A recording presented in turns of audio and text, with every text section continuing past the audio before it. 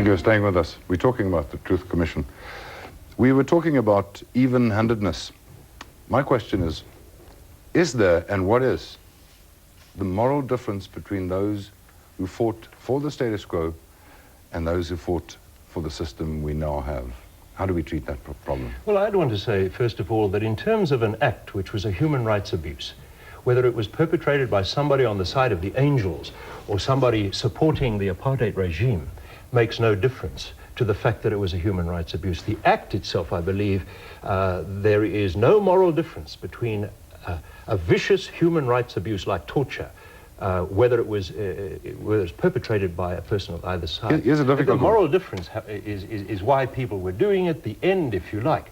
And some will argue the end justifies the means. I have to say, personally, I've never accepted that philosophy. The end does not justify the means. If your end is justice and fairness and compassion, then you should act justly and fairly and compassionately in achieving that end. So people who perpetrated human rights abuses on the liberation movement side must come before this commission, and they must be dealt with in the same way as people on the other side. However, I think I have to say to the general here that the number of human rights abuses perpetrated by that side is going to run out a lot sooner than those perpetrated by the apartheid era, because it's a long era, long before people began to react violently to it.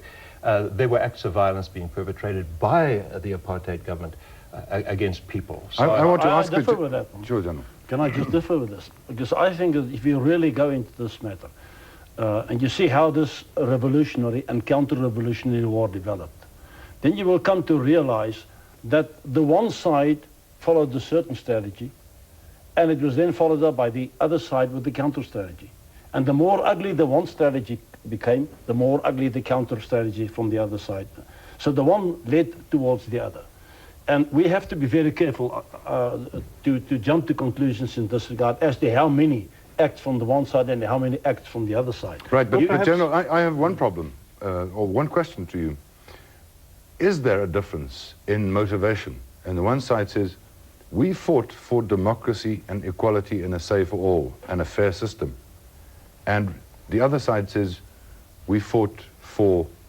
Well, maybe you should finish my sentence for me. Yes, I was just going to say, I explained to you very carefully how the strategies developed. Yeah. The other side would say, we were never really against the other people of this country, but we were fighting against the expansion of communism. Well, they would say, we fought against them getting the vote. And they will say, no. This was never the case. Hesitation in saying there's a moral difference, but let's get back to the issue of whether the commission is going to act fairly. And I want to say there are a couple of reasons, General, why I believe the commission, nobody need fear a lack of even-handedness from this commission. First of all, because of the act itself.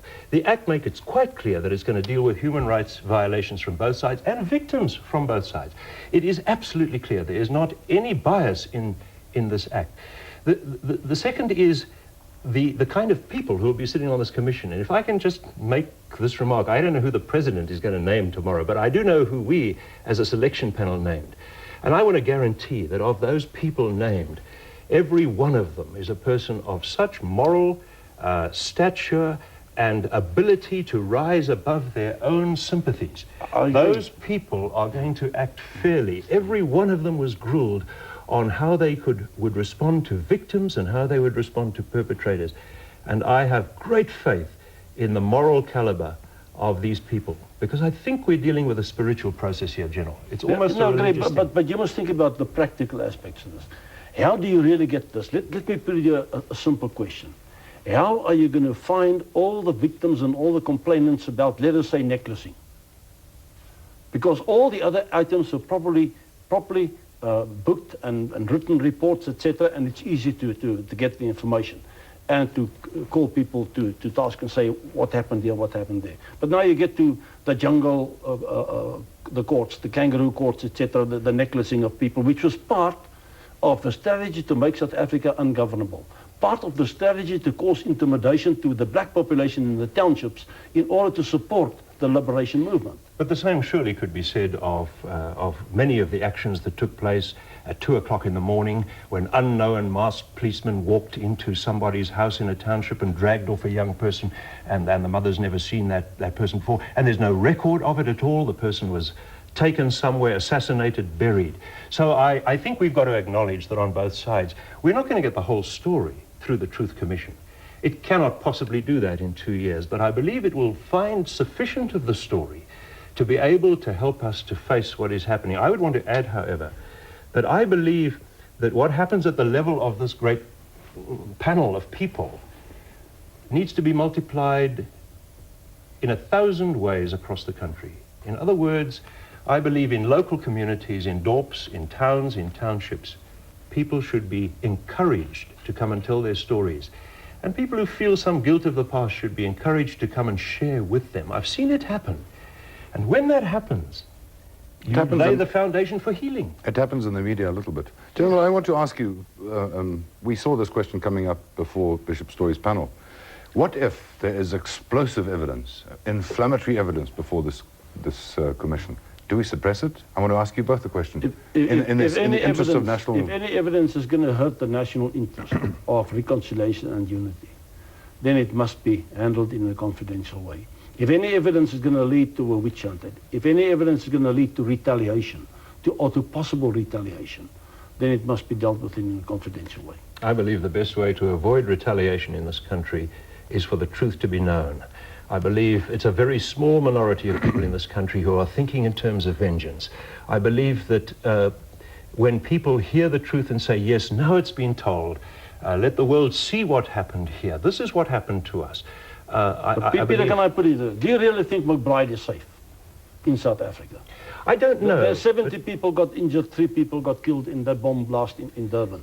Now, surely, if anything happens after the Truth Commission, from both sides, won't that be a trigger to put the whole series of retaliation actions going? I think... And how are you going to control this? Is this not going to become uncontrollable? I think the possibility exists. I mean, there's no question that this is a risky exercise. But for me, the alternative is to bury the truth. And I would answer you quite clearly, Max, I don't mind what comes out. I believe it needs to be known. If anything is hidden by the Truth Commission, we don't want then we are going to be behaving like we did in the past. This country and the people of this country, I believe, have shown they're mature enough and they're committed enough to reconciliation to take the toughest truths about the past. Now, let us not bury. Let us not bury the truth. No. But let us handle the truth in a responsible way. Okay. Because the president carries the responsibility for all the people in this country. And if any action of this commission is going to lead, as I said, to retaliation, then it must be dealt with in the ways in which there is provision in the Act for that. Gentlemen, we've run out of time, so I want to ask you lastly a question on the reparation committee of the commission. What would they do? Pay money to victims, Bishop? What is the idea? I think people are struggling with that question, and maybe there are people out there who think, you know, that if they've been victims, they'll get a check. I don't believe that that's necessarily what is required. I think one's got to think creatively. There are things, knowing the truth is part of reparation. Counseling for people who've been traumatized, monuments perhaps to people who were killed, bursaries for children who lost their parents, medical care for people who were injured. These are some of the ways in which I believe reparation can happen. It needs to be creative, it needs to fit the case. Can I, General, can you just say your piece in a few seconds? We've seriously run out of time. I think the reparation itself is more of a psychological nature. If we enter into a payment for the past, it will be uncontrollable. Thank you. Thank you very much, both gentlemen. I think if we conduct the Truth Commission in this fashion, then it will be a success. Good night.